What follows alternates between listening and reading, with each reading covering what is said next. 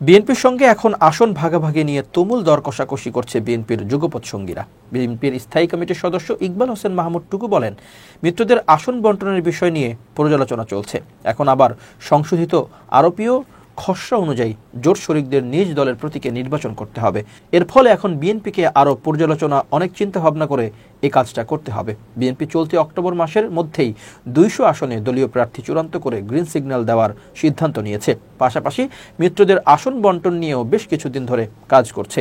এর অংশ হিসেবে বিএনপির চাওয়া অনুযায়ী অধিকাংশ মিত্র এরই মধ্যে জমা দিয়েছে তাদের প্রার্থী তালিকা। এখন পর্যন্ত বিএনপির কাছে 103 জনের প্রার্থী তালিকা জমা দিয়েছে যুগপতের শরিকরা। এর মধ্যে 12 দলীয় জোট 21 জন, জাতীয়তাবাদী সমমনা জোট 9 জন, গণতান্ত্রিক বাম ঐক্য 19 জন, এলডিপি 13 জন, গণফোরাম 16 জন, এনডিএম 10 জন, বাংলাদেশ জাতীয় পার্টি বিজেপি 5 জন, বাংলাদেশ লেবার পার্টি 6 জন এবং বাংলাদেশ পিপলস পার্টি বিপিপি 4 জনের প্রার্থী তালিকা দিয়েছে।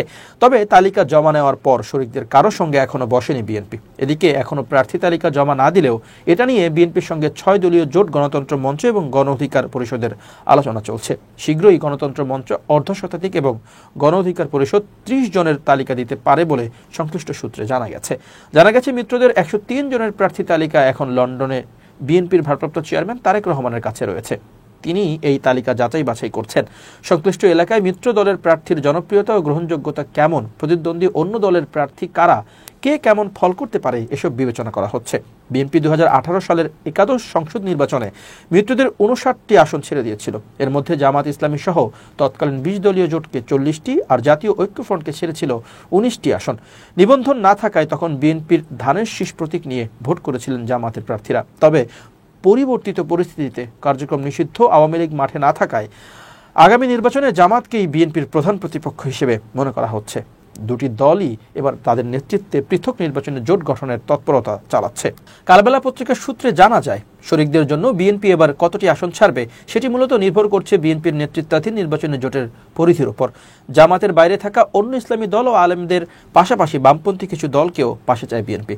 গণ অভ্যুত্থানের মধ্য দিয়ে গড়ে ওঠা জাতীয় নাগরিক পার্টির সঙ্গেও রাজনৈতিক যোগাযোগ রয়েছে তাদের। জানা গেছে বিএনপির আসন ছাড়ের সংখ্যা এবার 50-এর আশেপাশে থাকবে।